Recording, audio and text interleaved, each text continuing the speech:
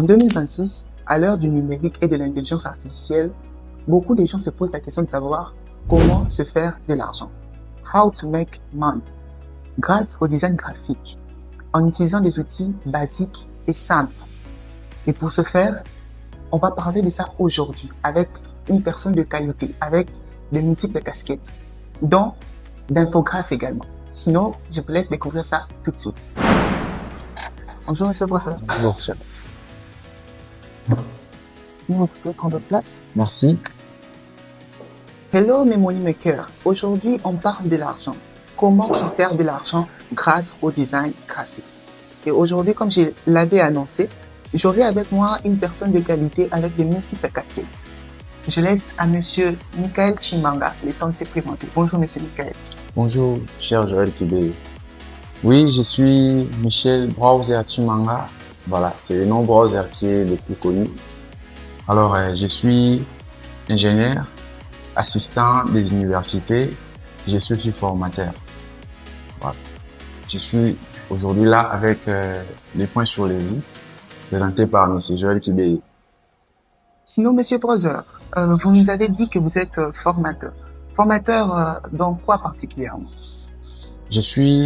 Merci déjà. Quand je dis je suis formateur, je forme dans la tech. Dans la tech, nous avons plusieurs métiers. Nous avons le design graphique, nous avons la programmation. Quand on parle de programmation, nous avons le web, les desktops, ainsi que la programmation mobile.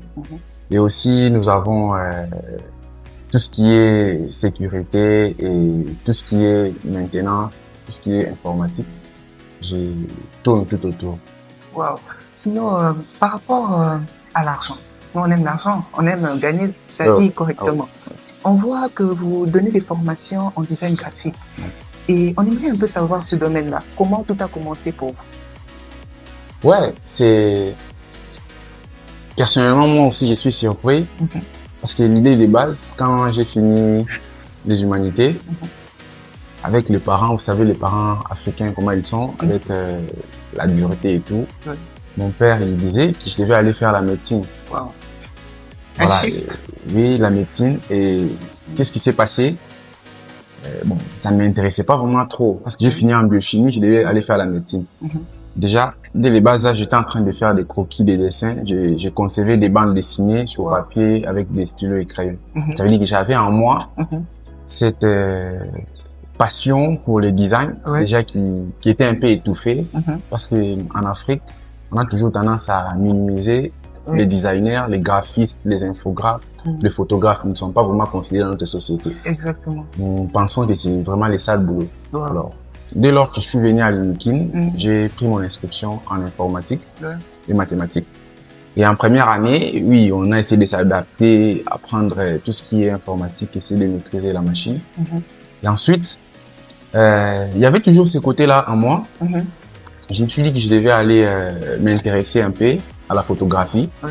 Je me suis acheté un appareil photo. J'ai commencé à fréquenter les photographes. J'ai un ami qui s'appelle Melchi Wabanga. Alors, il m'a ouvert une opportunité. Je me suis retrouvé dans une boîte Bantu.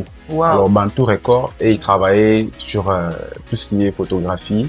Dans la boîte, il y avait des designers graphiques et tout ça.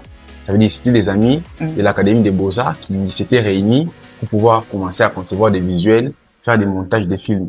Entre autres, nous avons Dariel Bams qui s'occupait de la réalisation. On avait Naomi Lyonzo qui faisait les make-up effets spéciaux.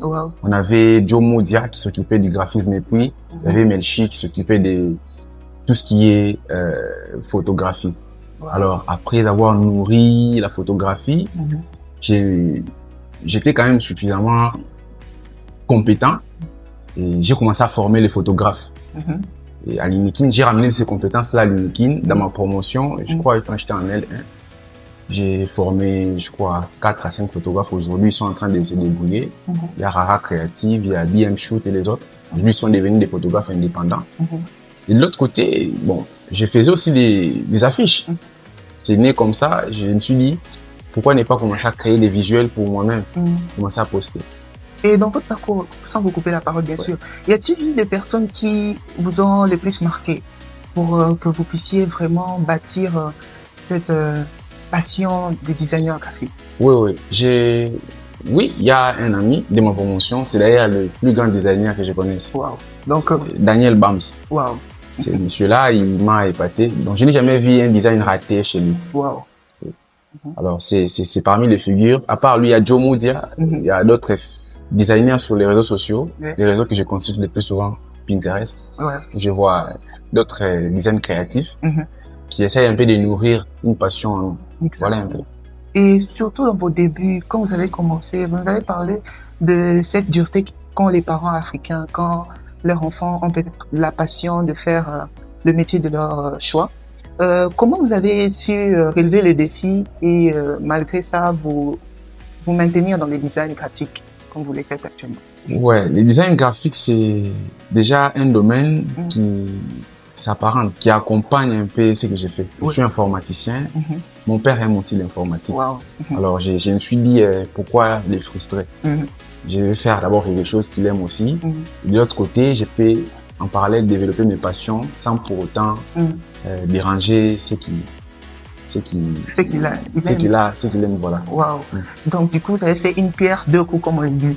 Voilà. J'ai essayé de rassembler les deux pour éviter de frustrer quelqu'un. Je suis l'aîné de la famille. Quand même, je dois suivre un peu la ligne. On est en Afrique. Côté rémunération, on parle de design graphique. Pensez-vous qu'actuellement, une personne lambda, un étudiant surtout, peut pouvoir se faire un peu d'argent de poche parce qu'il n'y a pas déjà d'emploi universitaire pour les étudiants qui étudient. C'est très difficile en RDC. Comment un étudiant peut relever ses défis financiers? Oui. Grâce au design graphique. Grâce au design graphique, il y a beaucoup d'opportunités. Le problème avec nous, les jeunes, c'est que nous n'avons pas cette capacité-là d'oser. C'est ce qui crée un peu la frustration. Nous essayons de pleurnicher ça et là. Le problème, c'est quoi? Quand vous n'osez pas, vous n'aurez pas d'opportunité. Le marché est tellement vaste aujourd'hui. Quand je dis le marché est tellement vaste, aujourd'hui, on remarque que tout le monde va en ligne.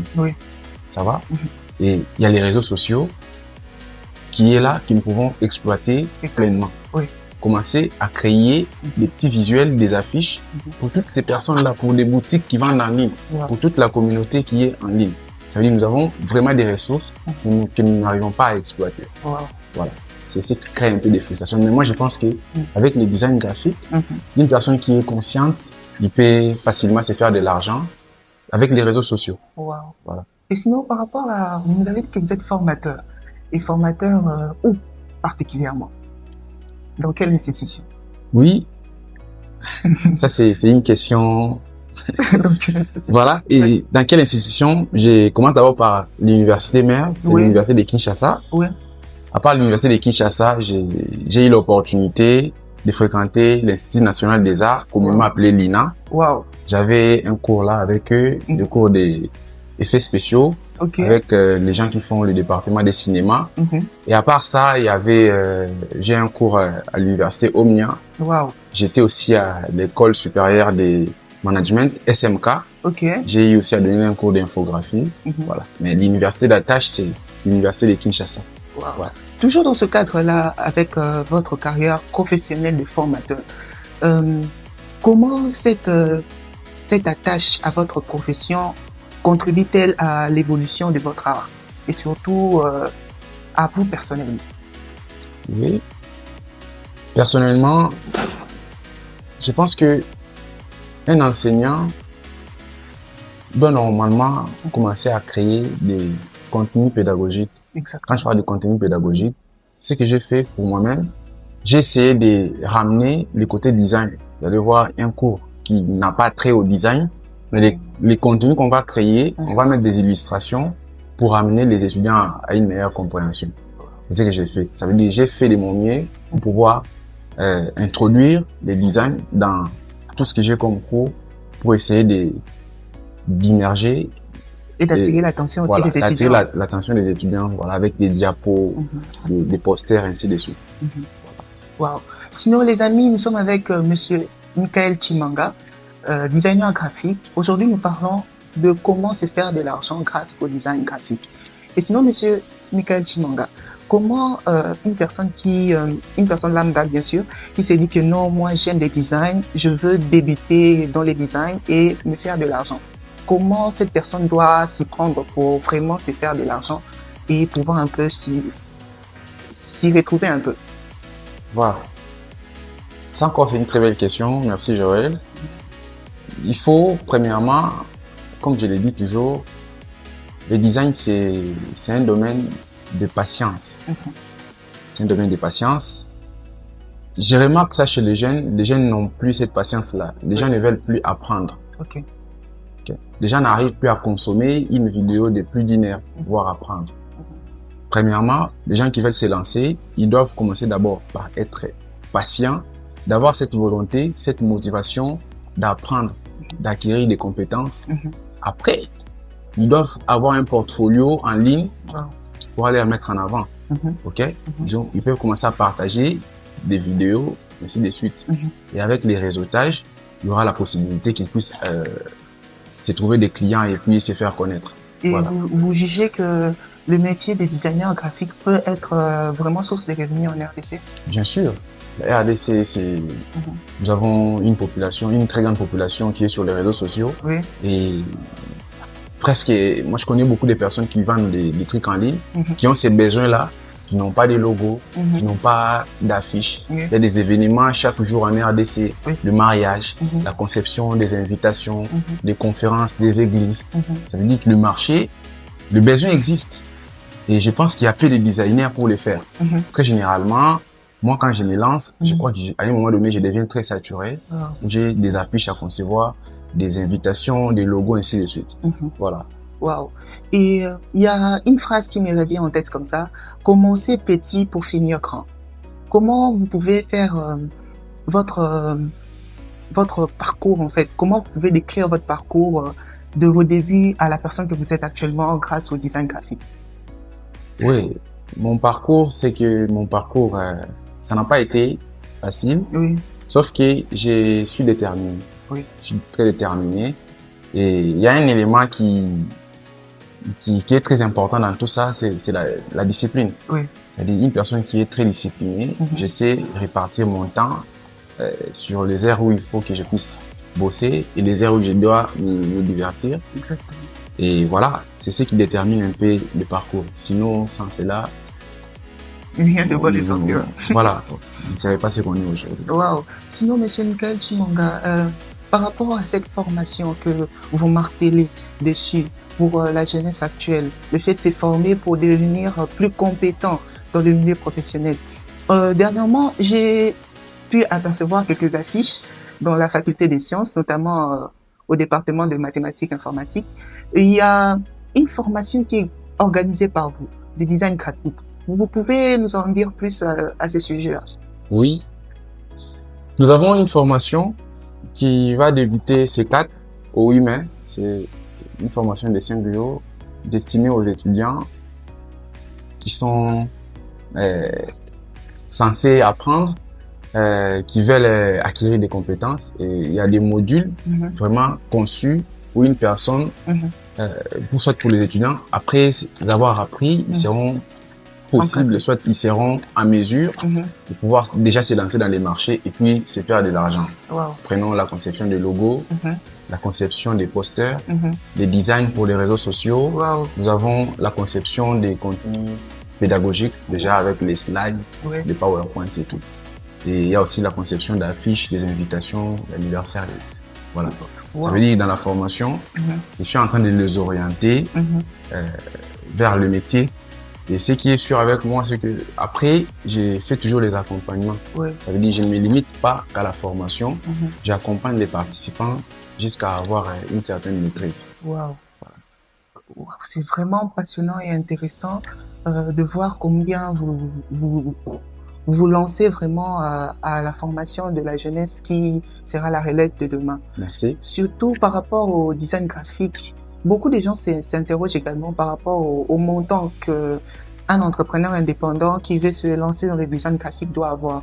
Combien je peux avoir pour commencer, par exemple, une start-up, par exemple, pour servir la population de design graphique, par exemple?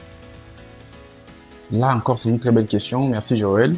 Déjà, pour commencer, moi, personnellement, je me dis, avec votre téléphone, Oui. vous pouvez commencer déjà à faire des conceptions. Waouh. Ça veut dire, ça ne demande pas beaucoup de ressources. Il faut avoir un téléphone et la connexion Internet. Oui.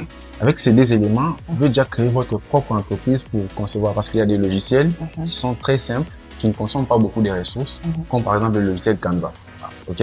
Et plus vous avez beaucoup de marchés, je vais maintenant vous demander d'avoir aussi une machine, un ordinateur pour plus d'espace. Ok? Voilà. Après, vous achetez une machine et puis voilà, vous allez continuer à acheter une palette graphique. Là, vous devenez maintenant une grande entreprise. Une palette graphique, une tablette graphique. Vous avez votre bureau. Vous commencez maintenant à recevoir les clients de façon solennelle.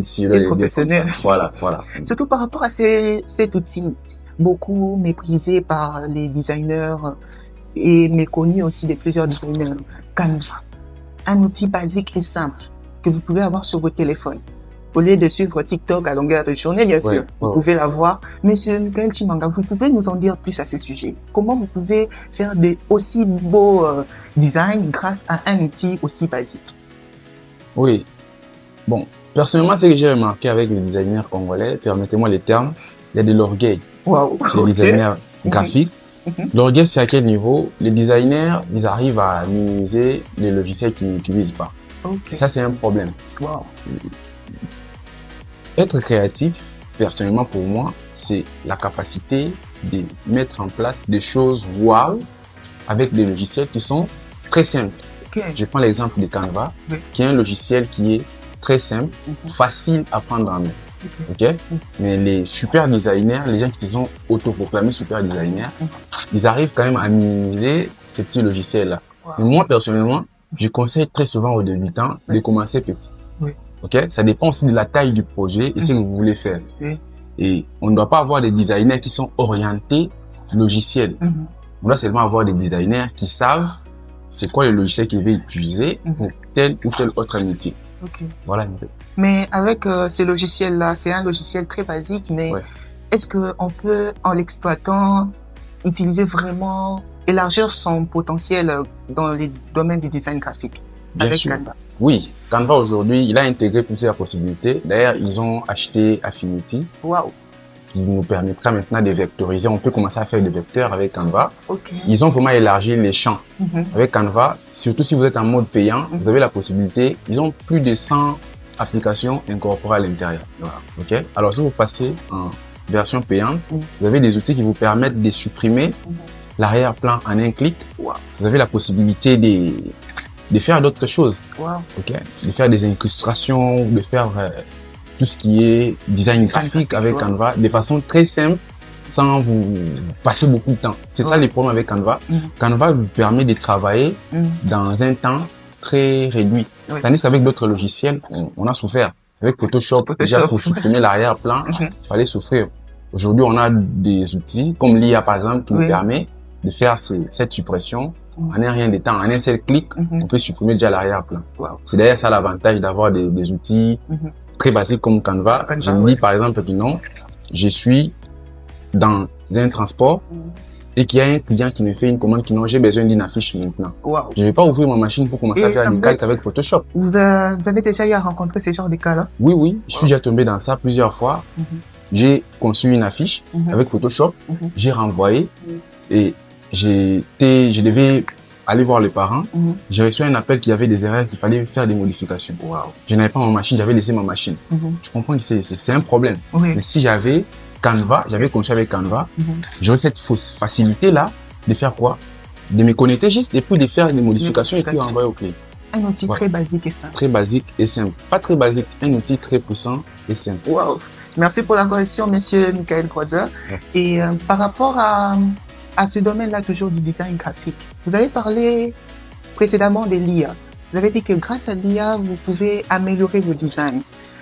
En 2026, nous sommes à l'heure du numérique, où l'intelligence artificielle bat son record en fait, où tout le monde aujourd'hui connaît ChatGPT, Gemini et tout ce qui va avec.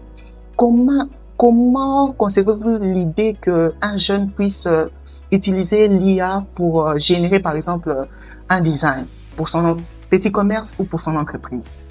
Dans un début, bien sûr. Voilà. Alors, l'intelligence artificielle dans les graphismes, parce qu'aujourd'hui, on ne peut pas s'en en passer. Il faut faire une distinction. Nous avons des orientations. Nous avons le design assisté, ok? Et puis nous avons le design généré. Lorsqu'on parle maintenant des designs assistés, ça veut dire que c'est l'humain qui reste au contrôle. Ça veut dire que les graphistes restent au contrôle. Je suis en train de concevoir une affiche, ok? Je vais mettre une illustration et que je demande à l'IA de me supprimer cette illustration. Ça veut dire que c'est moi le designer, je reste au contrôle. Je demande à l'IA de me proposer des couleurs par rapport à l'affiche que je suis en train de concevoir. Ça veut dire que je suis assisté par une IA. Alors de l'autre côté, nous avons les designs générés. Ça veut dire à partir des prompts, des messages que nous envoyons aux IA génératives, je fais un prompt, j'envoie à une IA.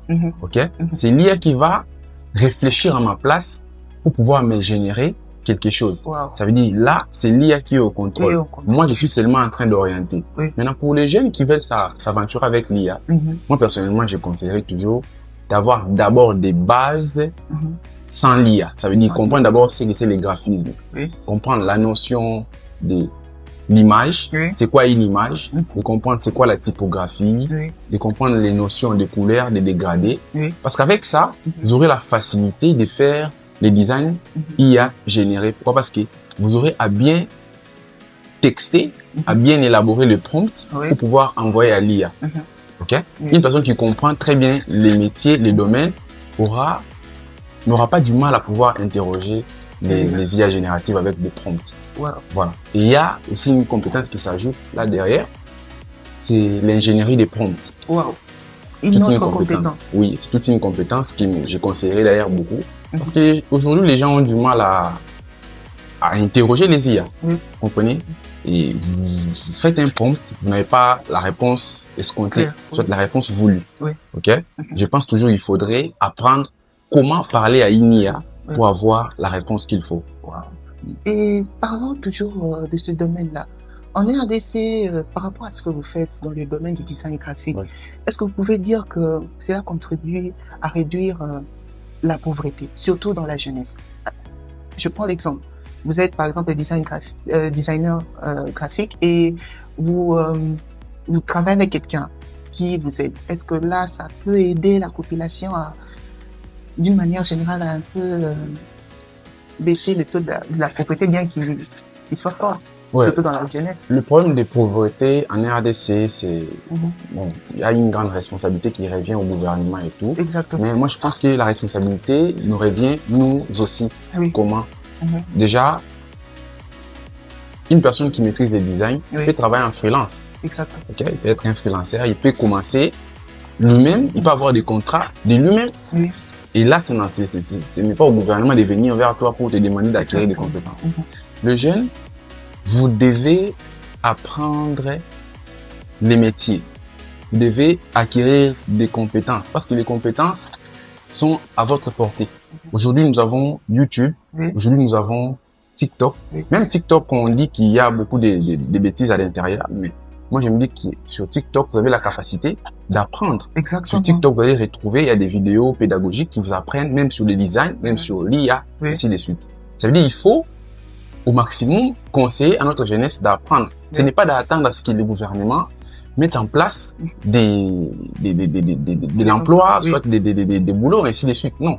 Moi, je pense qu'il faudrait d'abord commencer à acquérir des compétences et à voir comment, avec ces compétences, on peut créer soit nos entreprises, soit devenir des freelancers. Voilà. Il y a quelqu'un qui a dit que quand la préparation rencontre l'opportunité, c'est le succès qui est assuré quasi. Je suis d'accord. Voilà pourquoi M. Brother martèle surtout sur la formation de la jeunesse. Sinon, par rapport à ça, aujourd'hui, dernièrement, j'avais venu de pour aller chez Pascal Taléji. Je me disais, voilà, merci pour la correction déjà. Sinon, j'aimerais savoir comment est cette relation. Vous y faites quoi? Il y a quelque chose que, en particulier, vous faites ensemble? Oui, déjà, j'aime bien parler des messieurs. C'est Pascal Kani, c'est pas Je l'ai rencontré comme ça. Wow. Moi-même, personnellement, je ne comprends pas comment je suis arrivé à être plus proche de lui comme ça. Je me dis, il peut être. Dès qu'il est à Kinshasa, il m'appelle. Wow. Il me dit qu'il est à Kinshasa, je dois le rencontrer. Et j'avais un projet où je devais mettre en place, soit mettre en avant les étudiants. J'étais encore étudiant en LN. Alors, le projet s'appelait Unity numérique. C'est-à-dire on allait rassembler les projets des étudiants pour faire des expositions. C'est-à-dire on devait numériser l'université de Kinshasa, mais avec les étudiants. C'est-à-dire les étudiants ils vont cibler des secteurs, okay? Et alors après avoir des financements pour pouvoir recevoir des applications qui vont dans ce sens. Alors sur les réseaux sociaux, c'est ça, pour les réseaux sociaux. Je suis parti sur Twitter et c'est pas encore X. J'ai laissé un message à Pascal Kamik. Il m'a répondu, il m'a envoyé son numéro, je suis en train de contact avec lui. Là, il était encore en même ligne. Voilà, il m'a donné un rendez-vous. Je suis parti, il m'a d'ailleurs très bien reçu. Et c'est à partir de là qu'il a vu cette volonté que j'ai d'accompagner la jeunesse. Alors, ensemble avec la diaspora, ils ont mis en place le programme Our Boost. C'est-à-dire ici, on booste. Ils seront là pour encadrer le projet des jeunes, des étudiants, avec des masterclass, on va commencer à organiser graduellement pour encadrer les jeunes pour qu'ils arrivent au bon corps, en soutenant leurs projets avec des financements, des coachings et en leur donnant même de l'espace de travail. C'est vraiment un monsieur qui veut voir la jeunesse évoluer et il veut vraiment une très bonne orientation. J'ai compris qu'il y avait vraiment les besoins ici à Limousin, parce que quand on a lancé une conférence avec lui, et nous avons créé un groupe WhatsApp derrière. Il y a plus de 300 personnes qui ont rejoint ce groupe, le groupe Campus Startup Club. Il y a beaucoup de gens qui nous ont rejoints là-bas. Je crois bien qu'avec Pascal Kamik, qui nous amènera à faire de très bonnes choses. Je nous reviendrai toujours avec des informations concernant une fin d'inscription. En tout cas, c'est une personne excellente. Sinon, par rapport à Schoolab, moi je vous ai mis en t-shirt Schoolab. Ouais.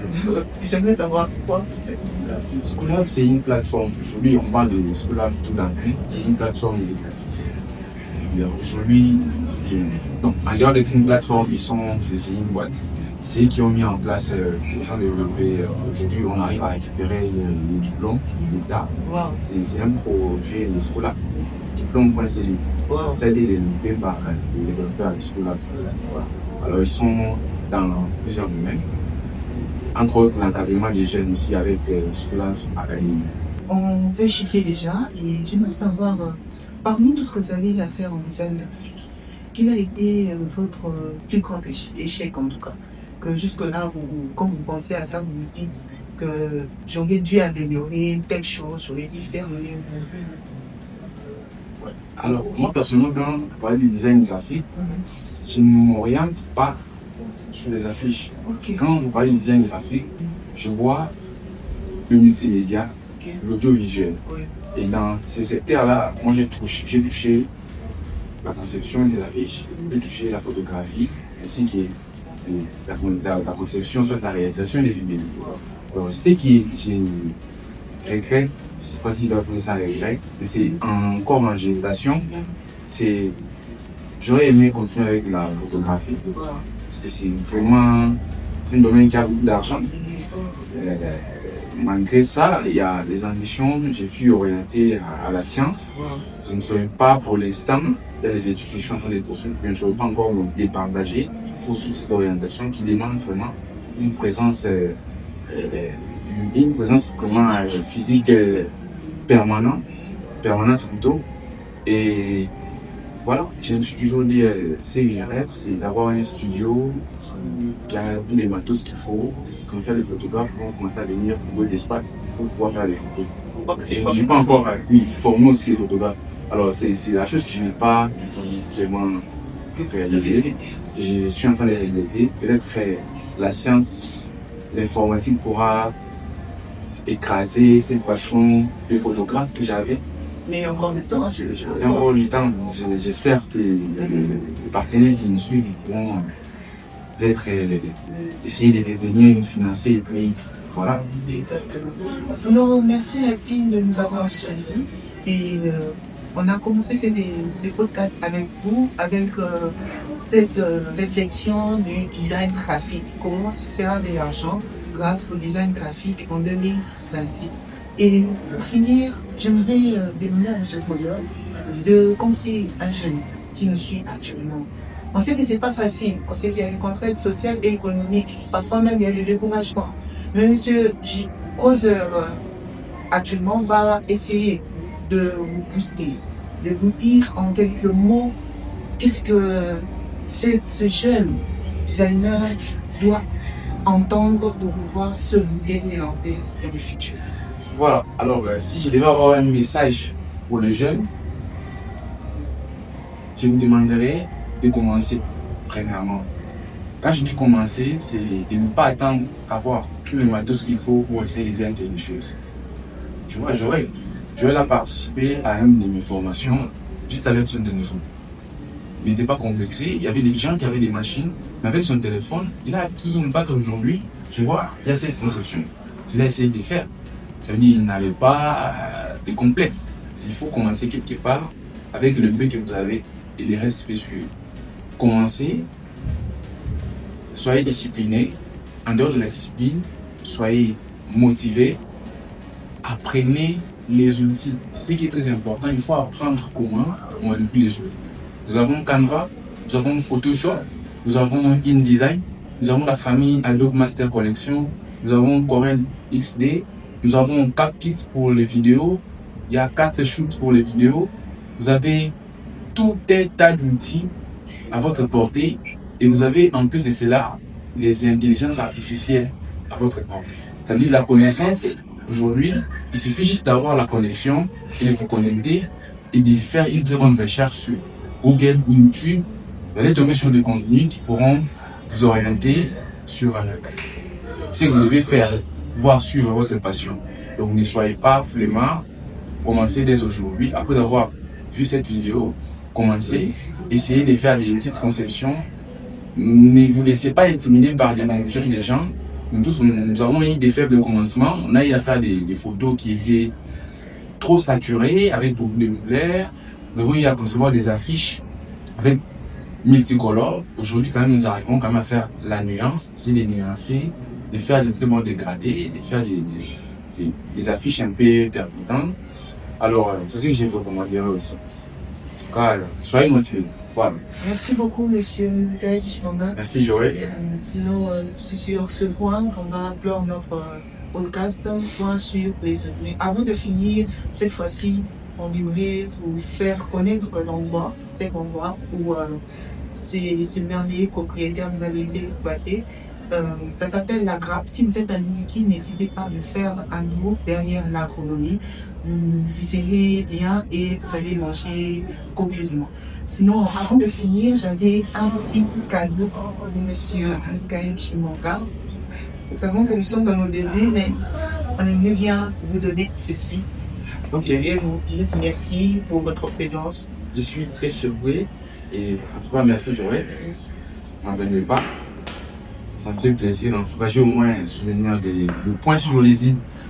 Alors, j'ai hâte de revenir encore ici, intervenir peut-être pour un autre sujet. Et je remercie très sincèrement l'équipe, les gens qui sont derrière la caméra. Il y a Archie, Sintaba. Voilà, je suis très fier de vous. Et je pense bien que vous aurez un jour à interroger pourquoi pas les chefs de l'État pour lui demander pourquoi pas Pascal il faut lui demander des orientations sur ce qu'il prévoit aussi pour la jeunesse. Merci beaucoup. Merci.